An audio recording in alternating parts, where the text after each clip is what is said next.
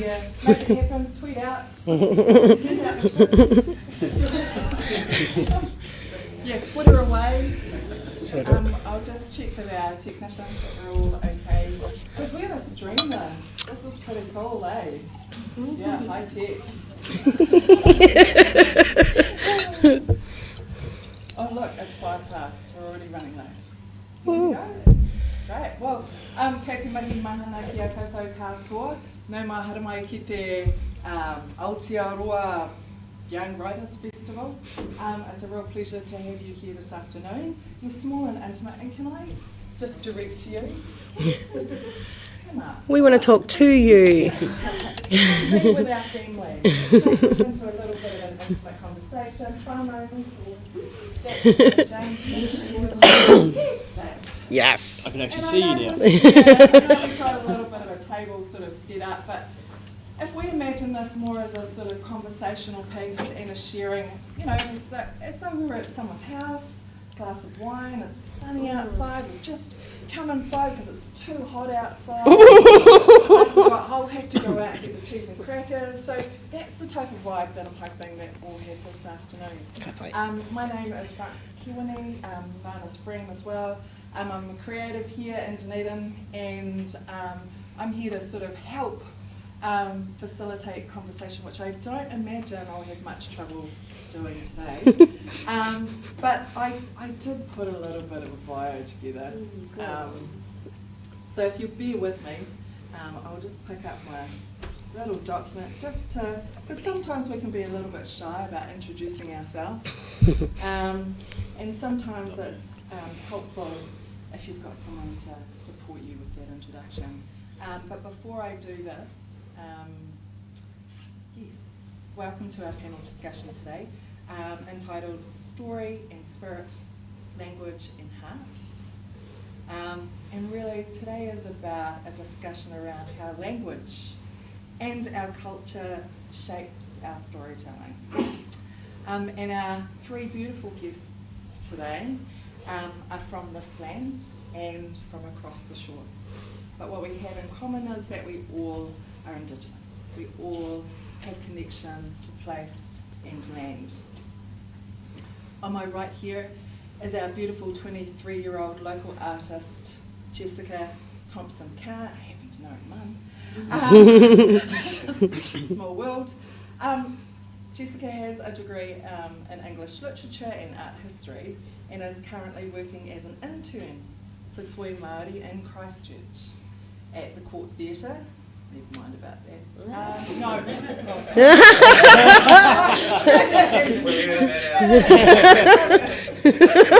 Just beep it out. I forgot this is live stream. No. We all love each other. You're going to work there again. After this, she will be returning to her master's dissertation, looking at Māori ekphrasic poetry. Can you spell it? She began sharing her art in 2017 as #Mermaid on Instagram, and has subsequently sold many of her prints and paintings. And in 2018, she published a poetry zine titled The Māori Mermaid Sings, in collaboration with artist Emily Crooks. Jessica writes, I use my art as a tool to understand and connect with my heritage as a Māori woman, and my poetry deals with many questions and confusions I have over identity. I'm currently learning Te Reo Māori and incorporating as much of my heritage and identity into my work as possible. This varies, of course, as I vary with time and circumstances. But knowing who I am and where I come from will always be present in my art, my poetry, even if it does not seem particularly obvious. So welcome, Jessica, no mahara mai. And after I give my pontification about our guests, we'll also do our pepeha and our whakawhanaungatanga. And because I think we've got such a small audience, I think it apt that we also quickly introduce ourselves. Yeah, You that'd be great. can participate, or you do not have to participate, but the offer is there to join us together. Our two other guests from across the ditch are Zach James and Eva Grace Mullaley. And we just have to mahi to one of our guests who wasn't able to join us today, Ebony, but she is with us. And both of these two are from the Yirra Yaakin Theatre Company and based in Perth. Eva, I just Googled you today. Eva, I won't do your own connection to the country, but I will say that Eva has worn many, many hats over the 15 or so years that she has been in the theatre industry. Eva has the most experience as a director and lecturer. She has worked as an executive director, producer for a First Peoples Performing Arts peak body, and has been developing her own skills as a writer and collaborative creative. And she's currently employed as the artistic director of the Yirra Yaakin Theatre Company, based in Perth. And our beautiful Zach James. Zach has one of the positions at the company as well, and is employed as associate artist, which is a full-time position in the theatre company. Zach's a professional playwright and has written a number of different pieces over the years. He has written several other professional produced works, also keeping a focus on incorporating his own traditional language and culture into the veins of his writing. So welcome both to our land, no maharamai. Ko waio e te taho taku papa, no Waikato-Maniapoto-British ahau, ko karioi te maunga, ko Waikato te awa, ko makatu te marae, kei te mihi, kei te mihi, kei te mihi. Ko Fran Kewene toko ingai e te puaki ahau ki Uamaru ingari, e noho ana ki oti puti anai nei. So kia ora everyone, I'm Fran, whakapapa to Waikato-Maniapoto-British, but brought up just in Uamaru, just up the coast here, but live here and have since 2000. Kia ora. Kia ora.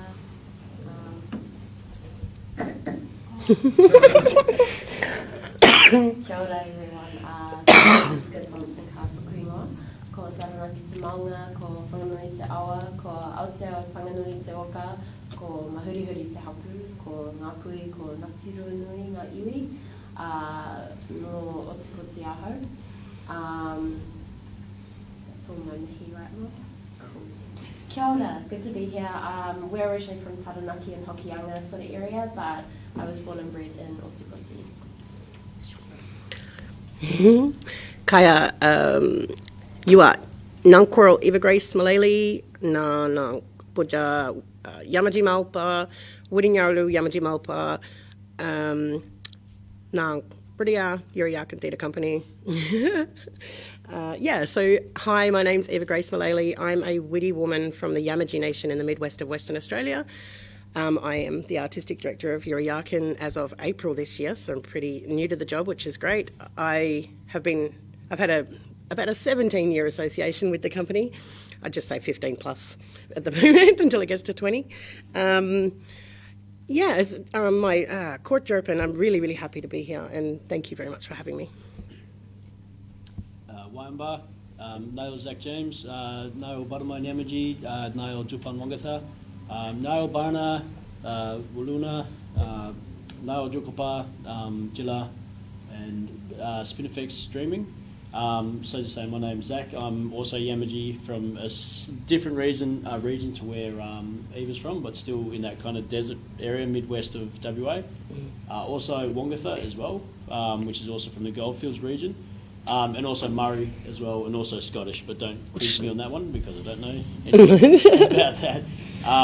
So I was just introducing my dreaming, or my jukapa, which is kind of my stories that run in my family about Jilla, the snake, as well as Spinifex Man, which runs all through the Bar Smith regions throughout our land that we look after out there. So really boss to be here as well.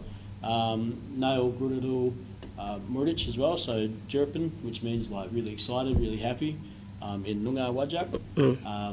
So yeah, really happy to be here. So I just want to add that I introduced myself in Noongar because my language is one of the many that don't exist anymore, and Yirra Yaakins are on Noongar Boja, so I pay my respects to that country. Oh, thanks, family. I'm going to shoot off with one sort of starting question. For a lot of us, we're unfamiliar with your work, and I was wondering if you could share with us, can you locate yourself in your craft? Tell us what it is that you do and what have you done, and yeah, we'll start there, what your craft is. Yeah, why not we do? Okay, so my craft has always been writing, and I'm quite visual, so I've always drawn. With the work that I've been sharing publicly, it's mainly been poetry, and I use that as a form of healing and making sense of all of the frustrations that I feel, being Māori and also being sort of in between spaces. Hence the name Māori Mermaid, being in between that Māori space and that Pākehā space, being both, but also trying to be worthy and beautiful and not doubt myself so much. So I use my writing and my drawing to figure that out and navigate that world. And I also do like fiction and journalism, photography, that sort of thing. And I find that is incredibly helpful for me for making sense of things still.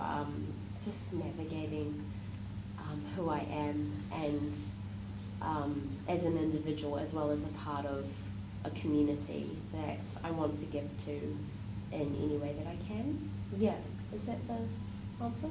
Yeah.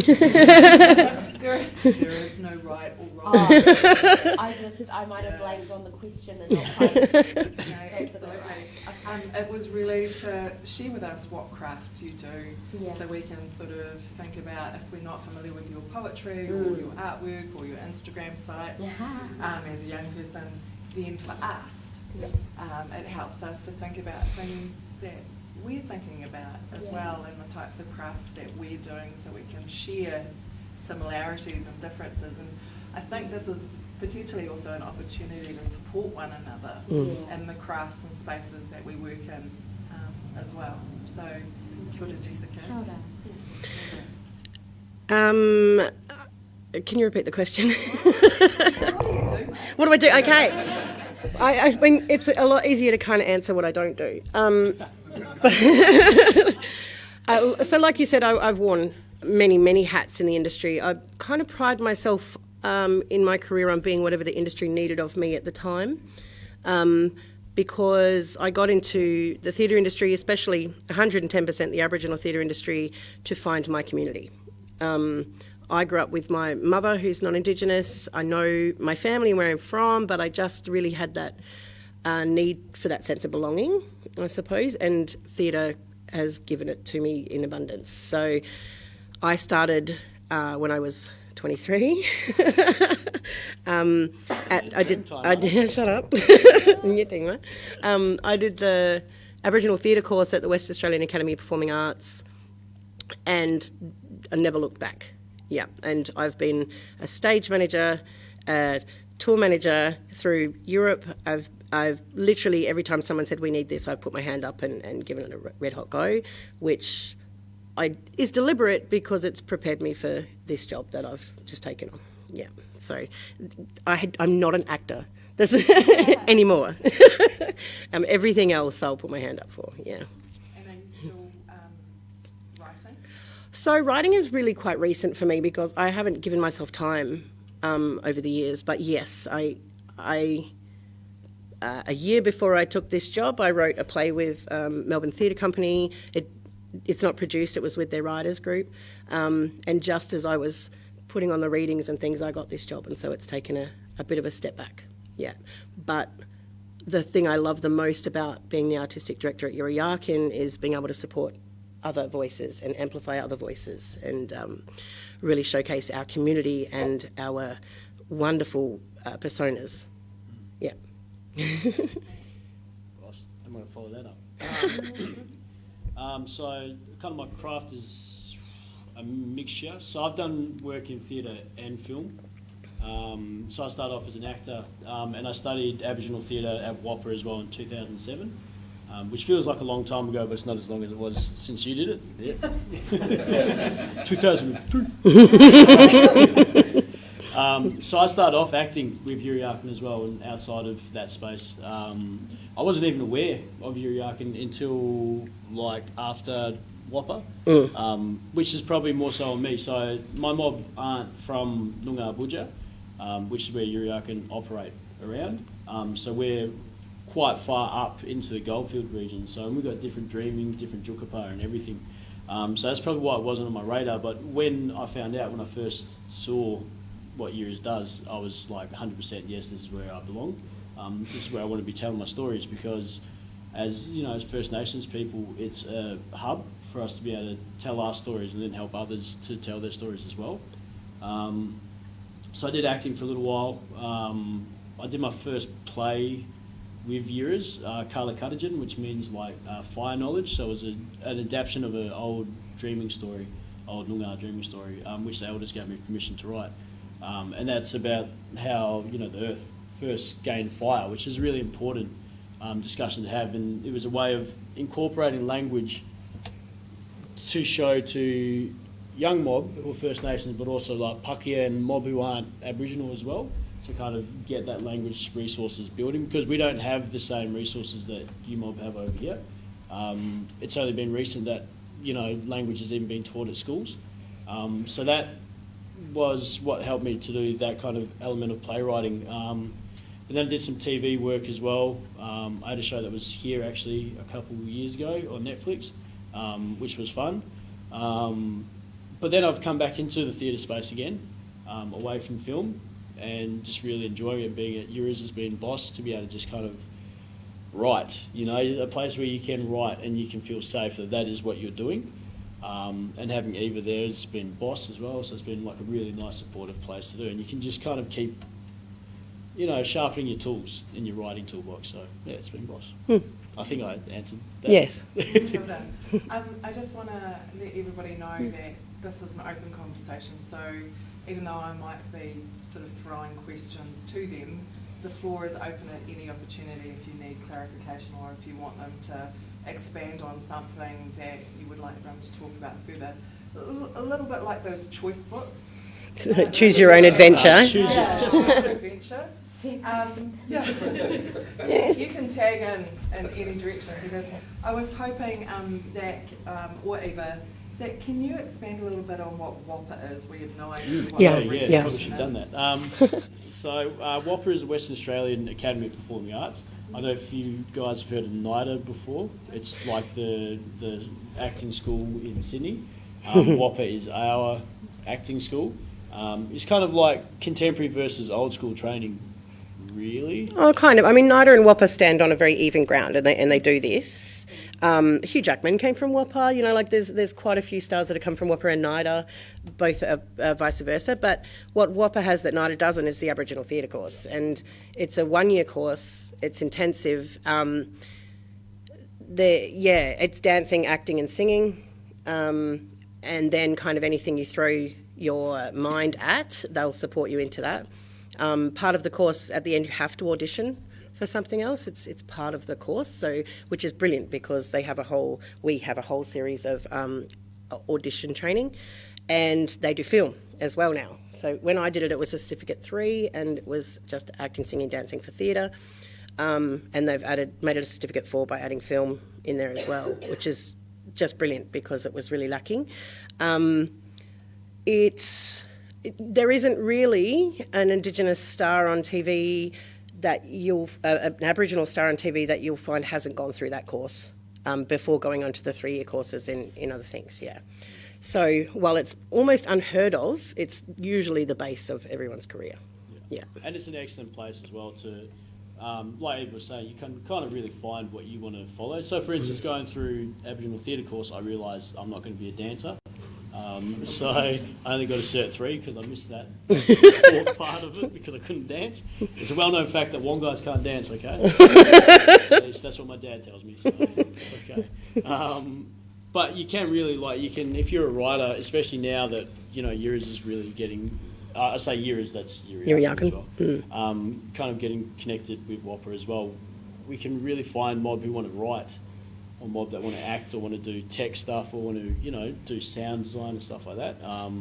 And there are now a lot of art performers who are going through that course, auditioning, successfully getting into the 3-year course as well, which is excellent. And so they have a community that is being, you know, it's safe to start with, and then once you get comfortable in that zone, if you're able to get into the 3-year course, you're kind of already familiar with the space, so it's not as confronting. Because we got more people coming from up all north, over Australia, all over Australia, Torres Strait, all the way down to Tasmania and into WAPA, yeah. which can be potentially unsettling, especially if you were to come straight from, let's say, I don't know if any of you know where Darwin is, straight down to Perth. It's a city. Yeah, it it should be is a fine. city. But to come on a cultural level, to come from another mobs or another iwi down to, you know, another iwi again, another country, you know, it's hard to kind of get used to that. So having that year course really helps you settle and find mob around you and support yourself as well. Yeah, and find yourself outside of your community. Yeah, yeah. It's not a particularly cultural course. It's just, it's exactly that. It's opening its security, it's protective of First Nations practice. Yeah. I think as Indigenous people, we've taken resources and technology from our colonisers and actually made them our own. So, you know, developing our own skills and expertise in a particular craft doesn't mean that we can't take ownership of it in our own way and recreate our craft in whatever way we want. And it doesn't make it not Indigenous. So, Jessica, I was wondering what your influence is as a young, emerging writer, which is really what this festival's about, that is just emerging in this area. What inspired you? I mean, you know, I wonder about our young people and what inspires them to come into this expressive art form. So are you able to share a little bit about, you know, those seeds of playing around with different things, whether it was the artwork or and actually how you were supported to be able to do that? Yeah, well, there are different layers to that, because when I was younger, Mum is amazing and she's an academic, so we love books. So I was raised on books, I was raised on art, I was raised on beautiful imagery, and she really instilled a confidence in me as to my identity. But I got it in my head that to be a great artist or to be a success, you had to follow that European trail. You had to go, like, I'm going to leave New Zealand and never come back. I'm going to live in Paris, and I'm going to be that high art. But then you realise that that's stupid. You don't have to do that to be a high. That's not the definition of high art. But growing up, I thought that Western arts, colonial art, was that high art, and I couldn't really find my, inspiration outside of that until I actually went on an exchange to France, and then I realised, oh my God, who am I? What, like, am I Māori? Am I allowed to be Māori?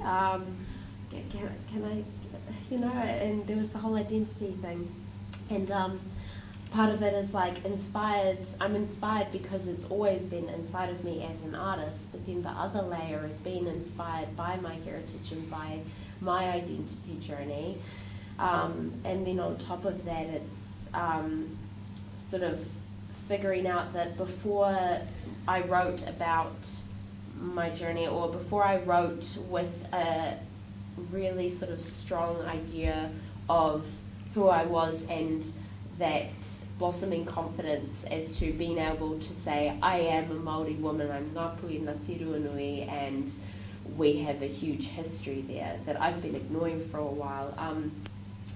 I was floating, and it was still cute. It was cute. I was making cute art, but until I realised who I was and until I started looking into my Māoridom, I don't think I was making something that actually meant anything to me and for anyone else. So the inspiration comes from, there's a natural thing there, but also there's this constant educating myself as to who I am, because it's been lost or it's been sort of hidden or swept under the rug, if that makes sense. And it's so complicated, you know, it's so tricky. And you wake up every day and you're like, oh God, to do this. I have to reflect, and I have to learn, and you're always sort of, I don't know, being young Māori and being not raised, we don't have a te reo, you feel in between, and without language, I think, which is why I'm trying to get it back, and it's slow going, it'll take a lifetime, but you're always waiting for that, when am I a certified Māori, you know, is it when I get my language? I have to keep reminding myself that that's stupid, there's something that's, they've told me, they've told you when you grow up, and they're like, no, you're not enough. What percentage are you? That whole thing. That's a big old thing that I talk about in anything I write, and that's always present. It's relevant for us. Very relevant. Yeah. 100%. It'll be like that first kind of conversation. If you meet someone, and this isn't ripping on Pākehā mob, just to say that straight up, this is just like, especially in Australia, we call them Wodula. If you introduce yourself as being Aboriginal, like, oh, are you really? Yeah. You don't look like you are. What percentage are you? You're like, I don't know, my hand. Yeah. It's really, it's so loaded, because during like the stolen generation, where our kids were taken from parents and forced inside the mission system, it was based on percentages and castes and everything like that. Yeah, and your value depended on how white you were. Yeah, exactly. So that whole, I feel you when you're talking about you use your culture as your art, and that's the way of you reclaiming yourself as well. In the journey. Yeah, it's really important how you use your language, because I'm the same. I use language in my stories to solidify a point, add weight to it, but also teach myself language at the same time. Yeah, same. Same, and I'm still learning, and I'll be using words and poems that I've only just learned, but I've looked into, and I've been like, that makes so much more sense. Oh, there's so much more depth to it. English word, and you can feel it as well. 100%. Is that thing. There is that thing where it is naturally inside of you, even if you haven't taken the classes and you haven't gone to, you know, you're still at the beginnings. You know, before I was even trying to learn, I still felt it, because that's who you are. It's a part of you, as you know, it's in you. So yeah, I think that's a really important part of it. Yeah. It does. It vibrates. It vibrates in your heart. You know, it's like when you speak that language that, you know, your family, your ancestors have been speaking for thousands of years. It literally, there's weight in it, because when you're speaking it, it's like the earth hears it as well. And there's so much power and weight in that. It's really boss. It's indescribable. And I can't wait to be fluent in te reo so that I can describe it. Yeah. Because it's like, I won't quite be able to articulate until I've got that. But that's okay. We got to keep reminding ourselves that is okay, you know? You've got to treat yourself like you treat a 5-year-old learning your language, you know? Be gentle. Just keep practicing. Yeah, and allow yourself to make mistakes. Exactly. Yeah. I find it so special that, like, everyone in Aotearoa, did I say that right? Aotearoa. Aotearoa. Oh, like, oh, bro. Aotearoa. That everyone is encouraged to learn, like, Māori language. That's really special. Like, there's a real generosity with that, you know? It's like sharing your culture with each other, and that's like a really important way to solidify relationships, you know. It's really special. Not only for Māori mental health, but also Pākehā mental health. It is actually such a beautiful language in the sense that it is quite poetic, and it will fuel and help to heal your wairua, because I think Pākehā and Māori here we're both quite in a state of mamai constantly, like pain, sadness. It's deep, runs deep. When young. Yeah. Do you reckon? We name it as trauma. Yeah, so do we. Yeah, and I suppose that's a really interesting word, isn't it? Trauma, healing, the healing of our Pākehā, our healing of our Indigenous people. As writers, how do you explore those notions? How do you explore, You can't not. Opening up the opportunity for you guys to sort of specifically talk about the ability of our work to either heal ourselves or to heal the communities that we're working with, or to have those public conversations which create tension but are necessary.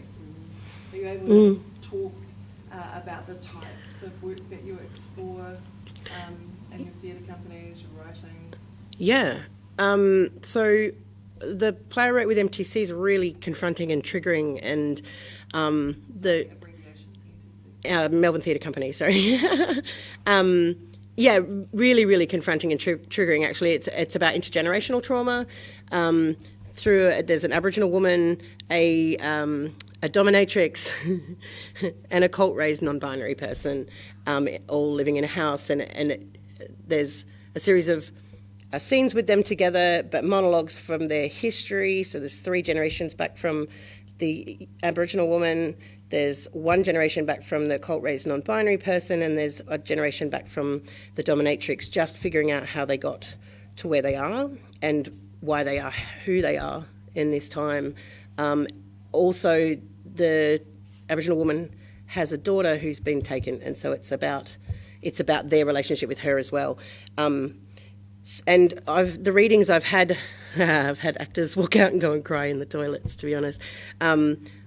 Even though I've warned people it's triggering, it's kind of how my brain works, because when asked what I do the other day for a living, I said I deal with trauma. And in everything we do, we deal with trauma. In every day of our lives, we deal with trauma. And I wanted to kind of amplify the strength of us surviving through that every day, I suppose.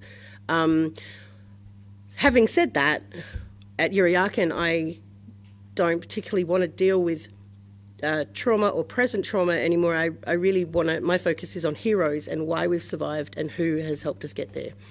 So we're always going to have to deal with trauma, but I'd really like to amplify the beautiful relationships we have and the wonderful families we have and the real strength we have in our cultures, because we're still told that the whiter you are, the better you are.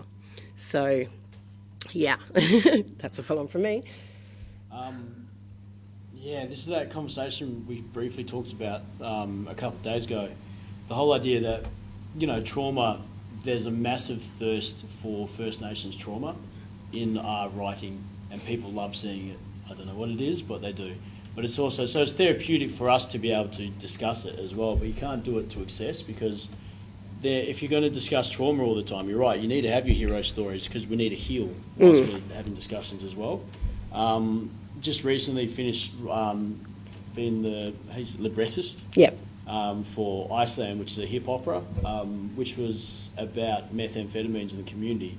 That's something that I was affected by as well. I was an addict. I'm clean now. So that was my way of dealing with that. So that is like trauma, but it's also about hero stories about the ways that you can get through it. But then at the same time, we're telling stories for kids as well. You're talking about keeping culture continuing, not the hip opera. That's not for kids. Like talking about Gender Cuttigen, which is like Star Knowledge, and these shows that we write for kids as well. That's about celebrating culture and celebrating everyone, bringing their own community in. So I think as an artist, you need to have both. Like you need to be able to write in both realms, because I think there's a drive for us to talk about the struggles that we're going through and the things that we see around. But if you don't have the positivity in there as well, then you're just going to burn yourself out eventually. The reason I mentioned my play and that it's triggering is that I think we need to tell it how it is and how it was to deal with trauma. I think we need to stop being gentle about it and really be honest about this is the hideous situations that happened. Otherwise, we're just going to keep repeating those same patterns. Yeah. So, Zach and I work really hard at, we don't want to shock anyone, we just want to tell it how it is, I suppose, and we work really hard to do that. I've been just recently this year I started writing a new show called 1942. And so that's about World War II and the Stolen Generation. Do many of you mob know about the Stolen Generation? Yeah. Yeah. Because I think something similar happened here, as well. When It happens all over the place. Came in. How you break up families by taking the children. Yeah. It's still happening for us as well, yeah. Very different way. Ours was more around sort of marriage assimilation, and ours was more around sort of the process of colonisation without breaking. So, stealing land, language, poverty, urbanisation, language. So ours wasn't ours wasn't about breaking apart families, because steal our land. There's It's the biggest way to sort of create communities of fragility, really. Loss of connection to land, loss of identity, loss of language, assimilation. I mean, in regards to Māori, we really enjoyed those technologies and resources that were introduced to us in the early 1800s. We took them on, we utilised the skills and resources that our visitors brought with them. And we were happy to house our visitors and take care of our visitors in return for this new technology, as well as sort of deal with disputes, intertribal disputes. But when your population changes, which it did dramatically, and we become a minority in our own country, it's much easier to subsume us than Australia, which is a big country. And how can you steal your land when it's so big? How do we assimilate you? We'll take the next generation. Yeah, and move you off your country, and lots of other Cut practices. all the ties, kinships, Yeah. everything. Yeah. But I think the really important, like, to move on that. So yeah, we do have so many people still alive, our elders, who were literally taking as kids. You know, my nan it was called a dog license, and that was what allowed you to go into town without being arrested. And back then, if you were arrested, you know, there's a pretty high chance you'd get killed in jail as well. Yeah. So there was, like, she's got it, we've got it at home, and this was still, like, used in the early 70s, you know? And we still have to get a certificate of Aboriginality. Yeah. Can you discuss that a little bit more? I mean, there are definitely similarities between being Indigenous and having the colonial experience, but then there are nuances there that our nation has no understanding for your mob. The systemic trauma that Aboriginals have gone through, and we can't compare. No, it's not a fight for the bottom. Yeah, it's about the sort of nuances that influence ultimately what it is that we do every day in our work and our creative voices.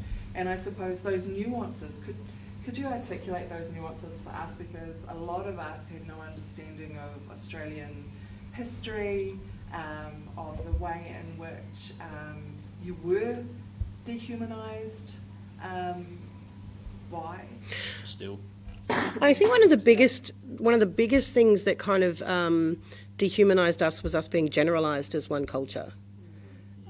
Because we're really not. We're so very different. Even Zach and I are neighbours culturally, and we're very different, you know, in our practices and in our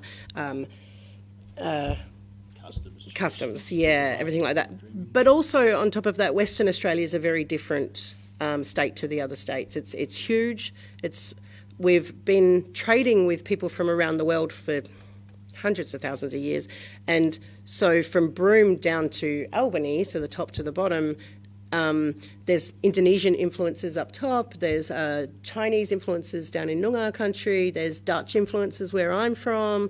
It's because we've been trading and had relationships with those countries a long time before the British got in. So and when the British came in, they just classed us all as one people, the savage, the noble savage, you know, and then shifted us around thinking it's perfectly fine because they're all the same. And so we were all people in Australia were moved off their country into another area and kind of made to survive. Yeah, I believe that was the worst thing, really, because all the other small things like genocide, yeah, but I mean they thought we were going to die out, and then when we weren't going to die out, they tried to breed us out. The men were literally paid to rape Aboriginal women so that they would have fairer babies. We were moved, our children were taken, they're still being taken at an astronomical rate, and then the mentality of like throw them a bone and watch them fight over it and then tell them how disgusting they are for fighting is still really real. Yeah. So, I mean, it's so intricate and they are so good at it. Yeah. You know, so good at it. It's still so prevalent and it's such a norm now that you don't see it, you know. Yeah. It's so, you deal with that on your shoulders, you know, like earlier this week when we first arrived in NZ, sorry, Aotearoa, was that right? Just keep talking. So when we first arrived, like there was some really intense experiences that happened, like on a spiritual level, and so Fran ended up having to take us in to her house, and just one of the things about how our ancestors come with us, you know, they come with us wherever we are, but so does everything that entails. So the trauma, the experiences, you know, intergenerational trauma, you follow that and you hold that. But what we need to be able to do is to get through it, you know, like lift it up, lift each other up, and then continue to walk through that trauma, because that is how we tell our stories, you know. We all carry that burden, that's history. That's what has happened to us, we can't change that fact. But what we can do is we can hold each other up and try to walk through it and work through it, and that's, you know, I think that's where our art really comes into it, you know. It's a really great medium to be able to find your identity, to be able to find each other, to discuss the positivities, to discuss the trauma, but do it in a way that we support each other.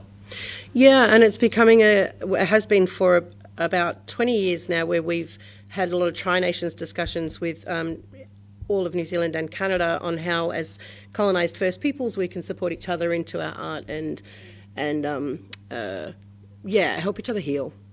Yeah. May I ask, and I'm so sorry for the coughing fit before I'm a bit sick, but may I ask, with the theatre that you are working with, because I'm interning at a very Western theatre.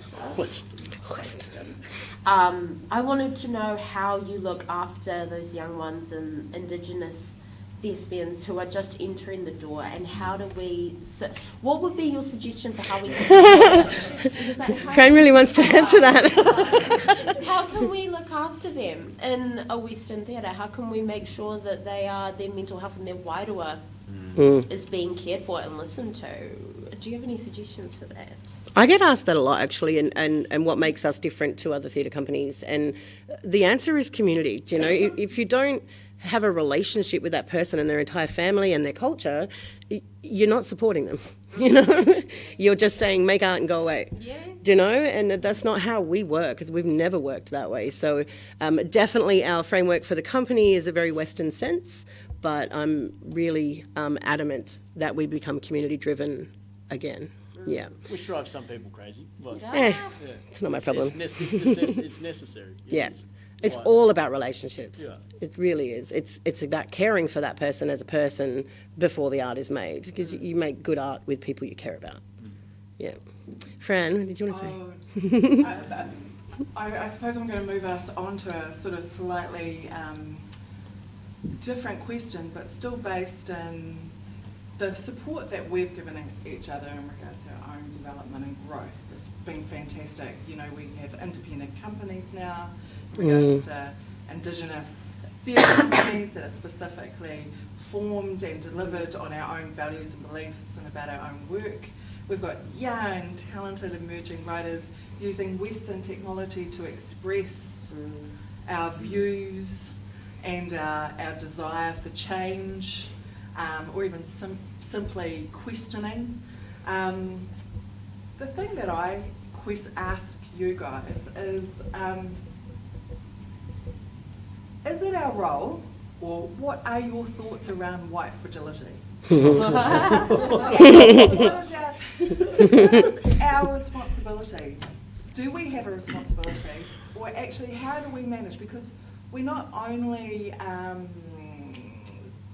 trigger our own community's healing, but, you know, we trigger everybody else. And so, where is the line? Who is actually responsible for dealing with their own stuff versus, you know, our community that we love and marry and have children with, happen to be white? How do we, I suppose the question is, I know we've got a mixed audience, so it is purposefully controversial, because we have to have this conversation to be able to move forward. Whose responsibility is it for knowing our histories, for knowing how to move forward, and actually how to manage that colonial influence that each of our country has? That's the question that I'm posing today. I have a particular view, but I'm really interested to hear I think your views. in New Zealand it seems like everyone is understanding of history.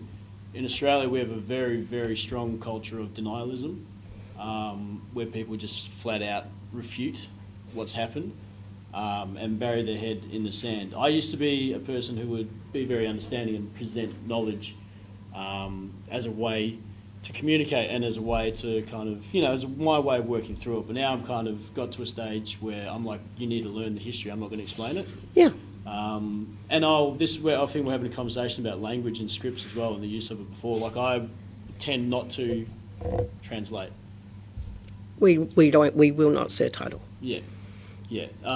There's like, if we keep having to be the ones who are trying to offer up our history and offer up what's happened and put ourselves, we live with this trauma every day of this history and this baggage.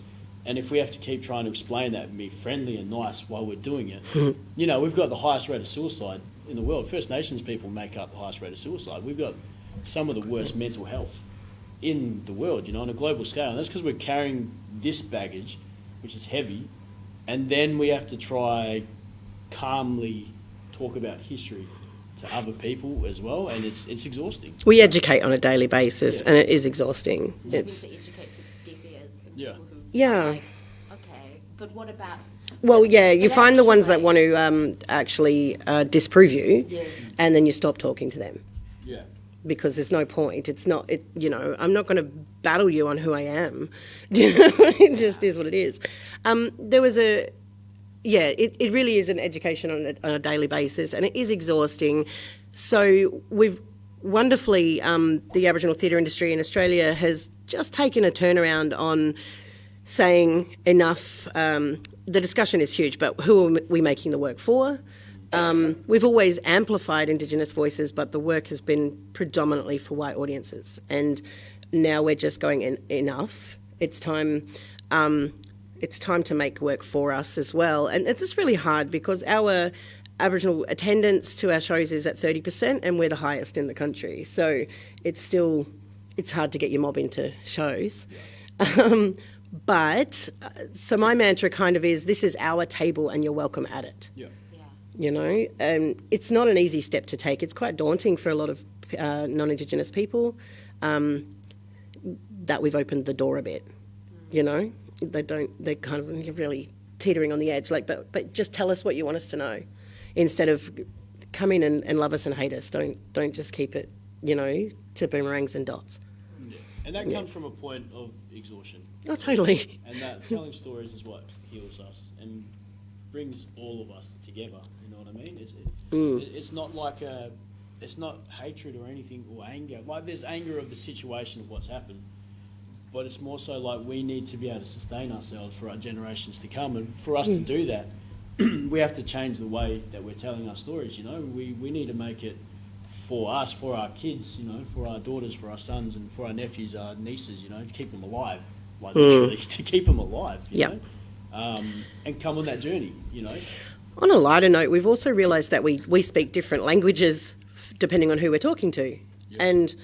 And that in itself is, like, we really just have realised that we're very different people around countrymen than who we are around non-Indigenous people. And then there's the global phenomenon and the 3 languages we speak outside of the 3 languages we speak at home anyways. So we've just kind of gone, actually, I just only want to speak one language. This is exhausting, so come along. You know, come and learn how we talk to each other, because it's so much, it's open and it's honest, and we're not prettying it up for anyone. Yeah. Instead of having to make that extra push to bring it to them, I think it is about time that people sort of took that step toward you. I think there are so many amazing resources out there that people sort of fail to even Google. I said about 5 years ago, in today's Google-ready society, there is no reason for ignorance. Exactly. Yeah, why am I your You know. walking Indigenous and like, Yeah, exactly. Google it. It's a big thing that I've encountered in this internship that I'm in. Yeah. And it's like, oh, you can just Google it. Do you find, like we find a lot because we're fair, that we're the go-to, we're the safe person to Yeah. talk to? Yeah. Oh, and that's the other part is that whenever I talk about my culture and stuff, and if you're engaging with it through social media, I think a really important thing is to point out is the acknowledgement and awareness of white privilege that I do carry. Like, I do carry that. I'm passing, and Oh, totally. Yeah. I get talked to different, I get treated different, Mm-hmm. I don't get followed around the shops. No. It's super important to like keep checking yourself on. But at the same time, you're in this really awkward in-between space, and it's like, but I have this culture, and I have this, but that's me. Yeah, exactly. Yeah. It's very confusing, and it's confusing for me as well as other people. Mm. And the fact that I haven't cracked it yet, like, no way are you going to get an understanding out of it. Just, I think people just need to listen, engage, and do as much research as they can. Personally, I think that the first steps as well is understanding our history, looking into te tiriti o Waitangi, and opening up a little bit. I think that just a lot of people I've encountered have been like, you know, what are you complaining about? You should be lucky, you know? Yeah. You should be grateful. Mm-hmm. The Māori before we got here, you know? Yeah, but Where would you be without us? you don't look like a blackfella is actually supposed to be a compliment. Yeah. It's really not. Oh my gosh, yes. And I get the, but I can kind of see it in your mouth, I guess. Oh, Yeah. I can see your nose, hey. Yeah. Thank you for that. Like, you really need And then it gets followed up with, why do you choose to be Aboriginal? Yeah. That's horrific. It's so interesting because, you know, and that's, you know, talking about that idea of white passing, which is something that we do have. We've got that. I've literally tattooed so I don't have to explain to people anymore. Same. Where you from? Yeah. So you don't have to have that conversation because we do. We have certain privileges being Wodula looking, you know. Like my cousins, my family, my dad is dark, you know. My whole family are really dark. And like my nephew got murdered for being black, you know. A lot of my family have been killed for being black. We all have it and we experience the same thing, but we can still pass through society without, you know, getting arrested for being at a shop or being drunk on the streets and then possibly dying, you know.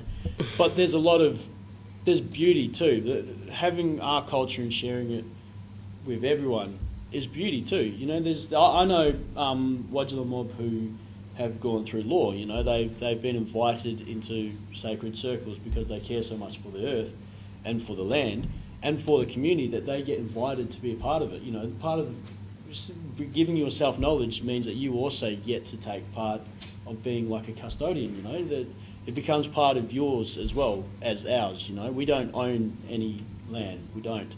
We care as a knowledge and that's what gets passed down, but you can become part of certain parts of that knowledge if you allow yourself to truly care about a place. Yeah, not tokenism. Yeah, exactly. I mean, I suppose my mantra is if I can accept my privilege, why can't you? Yeah. Do you know? Thank you on that sort of aspirational point, really, is what are your hopes and aspirations for your work, for the communities that you work in, just to sort of start finding a way to close off our talking circle this afternoon, because we've got this question that I'm going to put to you guys. I've got one more question that I'd really like to ask before Zach wants to do a little bit of a a group activity prior to our closure for anyone who wants to participate. So the first question that I have really is the aspiration, because ultimately our work is hopeful, you know, and the more that we are able to broaden our korowai or our cloak or our net to the wider community to draw them into our work, what is it that we're hoping to do, either short term, long term, or pie in the sky? I suppose my aspirations are to, the more I share, the more I'm connecting with people, and the more I'm connecting with people who are in the same waka, the more I'm learning. Learning that I'm not so alone, and learning that I can keep going with it, I can keep going with myself. I think that art has given me a lot for, you know, therapeutically and coping mechanisms. It's huge for that, and I think that we are at a really awkward stage. Like, a lot of our young rangatahi are navigating this space. A lot of us are urbanized, and we're still figuring out how to exist as urban Māori and be our absolute bestest and truest selves without any expectations from anyone else but ourselves. I would love to contribute to that conversation and be the sort of awhi, our young ones who are in that sort of position, and tautoko, the, you know, just the basic, even the basics, you know, that actually get you through a lot of this. That bring, it comes down to like that aroha and that acknowledgement of whakapapa, and I just want to, my aspiration is to put art out there that makes it okay to be your truest self, and okay to be Māori even though you don't feel enough, or you might not look or sound enough, or if you feel like it's too late. Like, I think that's where I want this to go. And also, just I can't stop, you know. It's the other thing. Naturally, can't stop. So I think that's where it's headed. That's where it's going. Shoulder. Mob. That's a big old ditto from me. Yeah. On all that points, yeah, for sure. Yeah, definitely reclaiming your own identity and everything like that, and the therapy and the love that comes through that as well. And, you know, going with community. When I went into acting at first, the reason why I did it is so that I could have something like physical and visual that I could give to mob, and then come into that community and they already know. And yeah, that works. It really helps to break ice if you want to start having conversations about, you know, things that are going on in the community and everything like that. I really, like, I know I was pretty hard out before about like talking about not explaining history or anything like that, but I think one of the main aspirations is to be able to have a society where we understand each other. I think that's a really important thing, and a lot of my writing that comes from my world is about, you know, sharing those stories so that people can share back with me as well, and that we all understand where we're at, which is going to be really difficult, but that's like the pie in the sky dream. But I think also you have different aspirations for each piece that you're writing as well. There's a different reason why you're writing each thing, and that comes from your personal context, I reckon, or community context as well. My aspirations is to change the lens and to dictate who sets the bar. So, you know, we don't feel Maori enough, we don't feel black enough because we're told we're not, and it's not by our communities that are setting that bar. So I would really love to make art that sets the bar, or make art that shows people shows Indigenous people that it's okay to be who you are at any given time, I suppose, you know, in a real kind of layman's term. I've only recently kind of started thinking about that. I've only recently started thinking, hang on, who told me that's right and wrong? And do I agree with it? Do you know? So, and yeah, and also, train of thought, gone. Yeah, I'd love self-determination. I'd really love us to set our own bar and our own idea of what being a blackfella is, and not doubt ourselves all the time, because there's such an aspiration to be white, because that's where the success lies, do you know? And I think we need to redefine what success is, and we need to reset that bar on who we want to be and what art we want to make and how we want to make it. Yeah. I realise that I haven't created an opportunity for the audience to ask any questions. But I also offered at the beginning, if you did have any questions, that you are more than welcome to ask it during the conversation. What I'd like us to do before we close the session today is for Zach to, he has this desire to just do this little activity, and then it'll get handed back to me to sort of close off the session. Mm-hmm. Did any of our audience have any questions prior to Zach doing a workshop? Sorry, I'm the mum. I'm really interested in, like, for me, I come from an arts background. I work in a business school, and I'm very late to academia. So businesses and, working on the ground in tourism, where we have, our whānau has intergenerational history of being guides from my great-great-grandmother right through. And the safe space of arts, performance spaces and writing, there's this potential for safe space to learn about each other's culture. But that space is often at the, it's also a wobbly space when it comes to arts funding. And I would love to know how secure your theatre company is, how secure the arts are in the Indigenous space, the First Nation space, from your perception.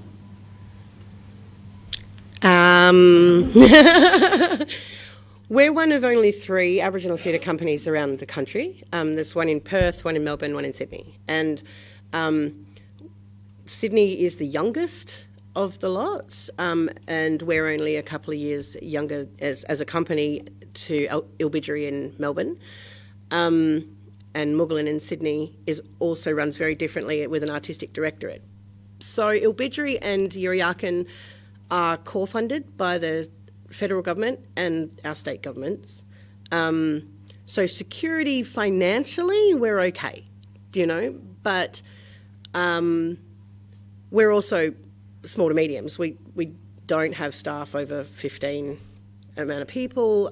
We've started with 2, both companies started with 2 people, and we're doing all right security-wise. Cultural security is a different matter because we run in a very non-Indigenous way, I suppose. We have artistic director, general manager, executive producer, and so on and so forth. Neither of the companies, Ilbidgery and Yirra Yaakin, are entirely First Nations. We have 10 staff and only 4 of us are Indigenous.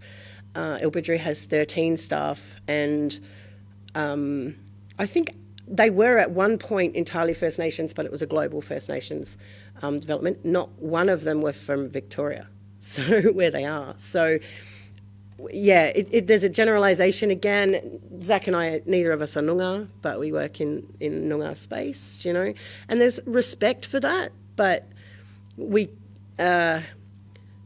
really rely heavily on our elders and our patrons to keep that cultural safety alive. Yeah, and so does Ilbidgery, actually. They have elders in residence, so they have 2 elders that pop in and are on their payroll to do things, which is just such a great system. That's only recently been implemented, and they're encouraging venues to do the same, usually the same elders, actually. But so, I don't know the exact foray of it. I'm really looking at doing it at Yirra Yaakin, and because we have a venue, and it's like, I think they pay their elders like $150 a week. They get 4 welcomes and they get constant guidance for the year, which is just such a brilliant system. Yeah, really respectful.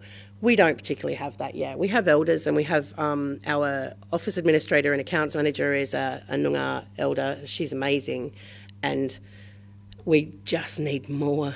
We always need more guidance. We're nowhere near eldership. And so we constantly look to our elders for support. Yeah. financially we're getting by. Yeah. Which is a great thing to say. You know, you don't want to go, yeah, we're great, we're doing awesome. But we apply for every project we do. We apply for more money for it. It's a normal theatre gig, you know.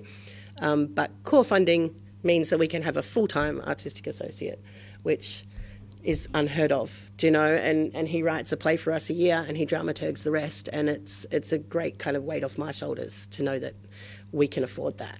Yeah. Yeah.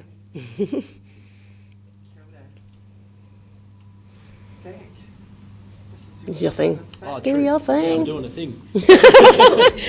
Okay, so what I just want to do, there's a program that I wrote at Yirra's called Ngāti Ruanui, which means strong heart. And so that was an exploration into culture, identity, using First Nation psychology models as well to create art with young adults between the ages of 11 to about 18, but also works with anyone really. It's based on, there's elements of forum theatre, Augusta Boyle, and there's also elements of our own exploration of culture and how we've done that. So what I want to do, how much time do I have? Like, this probably take like 5 minutes. Is that okay? You've got 5 minutes. So what I'm going to do is I'm just going to ask you guys a question, and when you come up with an answer, I'm going to ask you to translate that into a sentence, and then we'll unpack that.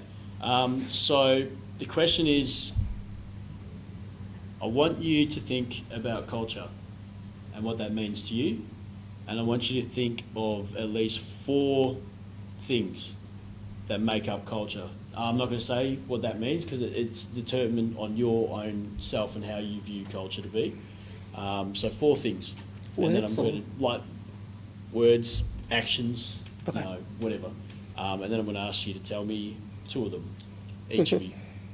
So you have 30 seconds. No biggie. That includes you. You are.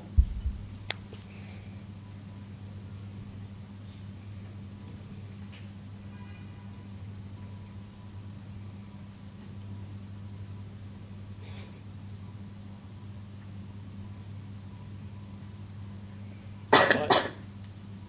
Let's start from Mama Bear over there.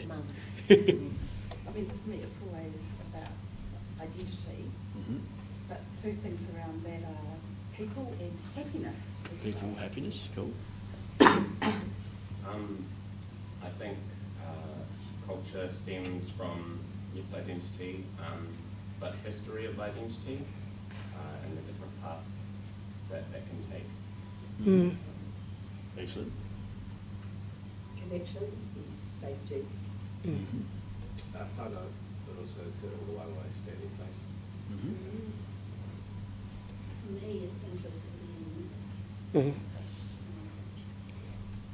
I just thought of voice and song. Yeah, cool. Excellent. Yes. I thought much about story and practice, Story and practice. history and traditions. History, traditions. Yeah, language. Language, people. Back shelf. Yeah, I was going to say, historicals and shared references. Awesome. Okay. I'm actually not going to ask you, Bob. Cool. Just keep it simple. What I want you now to do is think of those 2 words. I'll give you about a minute to think of a location and a happening that includes those kind of words. So what I mean by that is, like, you're setting a location and then you're setting a scene that includes those 2 words. I'll give you a minute. A situation. Yeah, situation and then a kind of happening.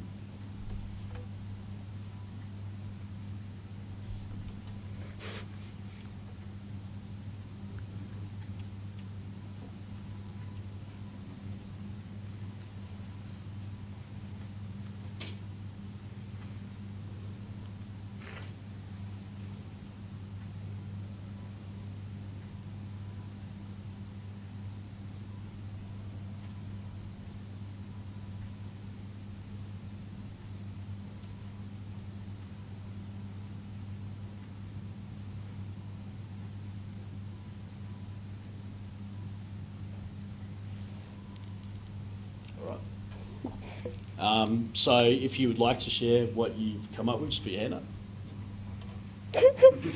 You, Zach. I'm not part of this, I'm facilitating it. I'll put the hand up. For me, I just had this really strong visual image of just my family and friends on my beach. I say my beach, but you know, the beach, which I'm fortunate enough to live close to, just telling stories, with music. Cool, awesome. Pushing my daughter down to daycare, talking to me. Awesome. Sitting around a campfire where like something happens, just listening to that hotel, whoever happened to be there at the time, didn't matter if you were part of the family or with friends. That's really nice. I requested to National Park Primary School and the Taituma brothers who have a cool band, and I was lucky for my first 18 years around National Park, and it was music and these people there speaking. Boss. So I was really Boss. So my main thing, as a collective group, I reckon one of the major themes as your idea of culture would be music and family and sharing that together. What you guys have done is just identify the first scene or an idea what you can write a play about. And that's the technique that I use with kids. So that one especially, very strong, very beautiful. And there's a lot of imagery that you guys have that can all kind of work together about family and how you unpack it. So what I would do after, if I'm working in a high school setting, would be asking, okay, so we've got these really beautiful ideas of community and what these kind of ideas are coming to us. Now, what could stop that? What could disrupt us from being able to achieve that? And that's when you might hear stuff like mental health or bullying expectations and be like, okay, so let's imagine, you know, you're pushing your daughter to school and she doesn't want to go to daycare because she's being bullied.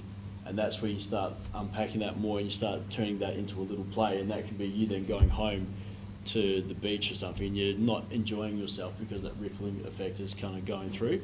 And then you can just really create a show. These are all things that you guys have just come from your expectation and your thoughts of culture, but you can really unpack that into a beautiful piece. But thanks for taking part. That was boss. Thank you. Can I just share? I just quickly wrote something. Excellent. I'm not a writer, I'm not a poet, but this is what I heard. I am my feet in the land, my heart in the ocean, and my body being whole, holistic, my family, my tribe, my aina. That's what this session has encompassed for me, is about our collective consciousness, our collective voices, and being connected. So our time has come to an end.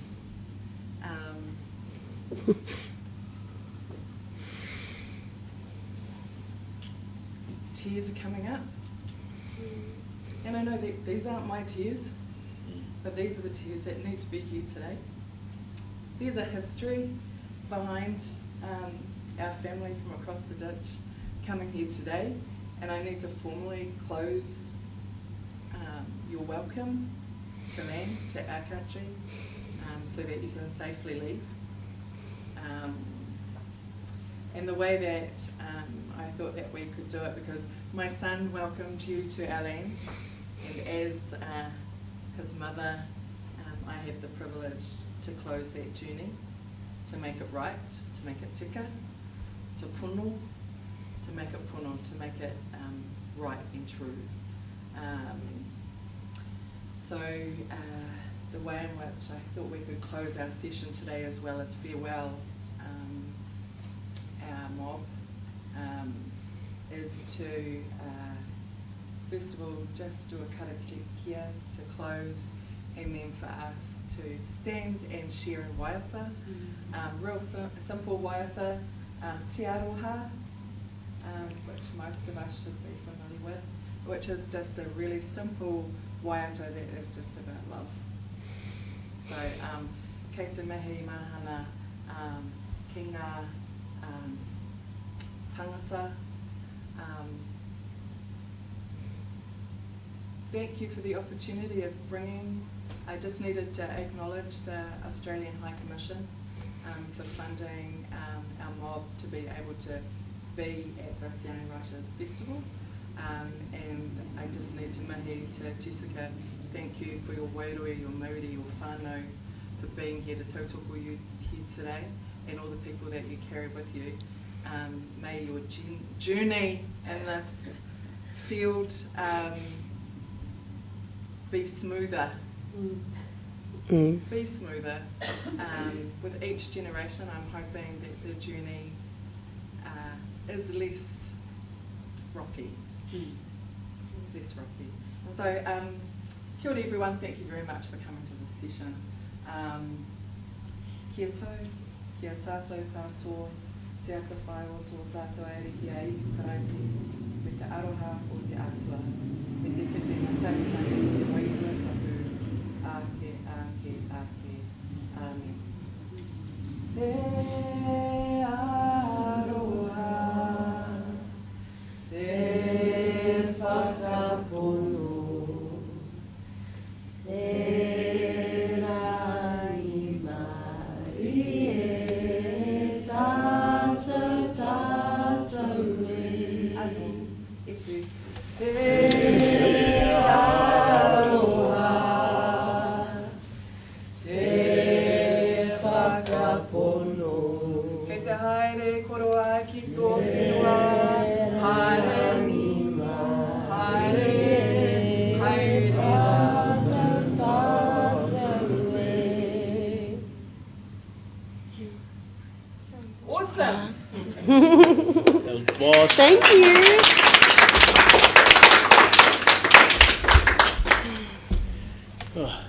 Thank you so much. Thank you. So sorry about the coffee. No, really, it wasn't an issue. I've got a bit of a cough. That was fantastic. Yes, thank you. So much for sharing that. It was